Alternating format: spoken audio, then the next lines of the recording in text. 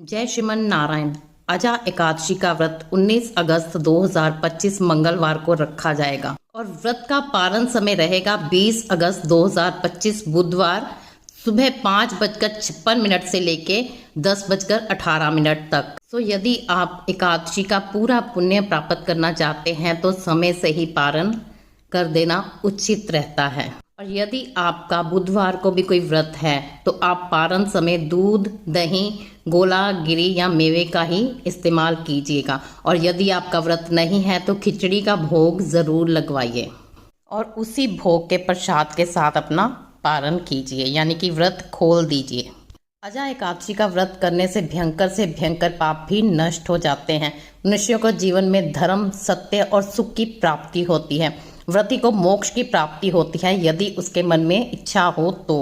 व्रत करने वाले को सुबह सूर्योदय से पहले उठ जाना चाहिए और स्नान करके संकल्प लेना चाहिए कि मैं आपका पूरा दिन व्रत करूंगा। अब आप फलाहार करना चाहते हैं तो फलाहार का संकल्प लें, और यदि व्रत का बनाया हुआ खाना खाकर व्रत करना चाहते हैं तो उसका संकल्प लें। कहने का तात्पर्य ये है कि आप सिर्फ अन्न का त्याग कर रहे हैं या नमक का भी त्याग कर रहे हैं, ये आपको सुबह ही विचार कर लेना है।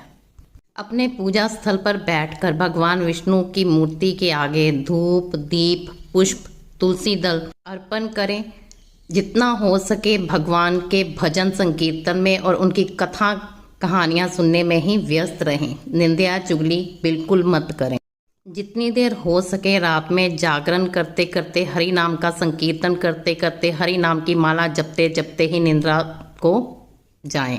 पारण समय संभव हो तो ब्राह्मण को भोजन जरूर करवाएं, और यदि नहीं ऐसा कर पा रहे तो फिर भोजन युक्त सामग्री निकालकर अलग से रख दें, किसी गरीब या किसी ब्राह्मण को या फिर किसी मंदिर में दान कर दें। अजा एकादशी को अन्नदा एकादशी, आनंदा एकादशी और जया एकादशी के नाम से भी जाना जाता है।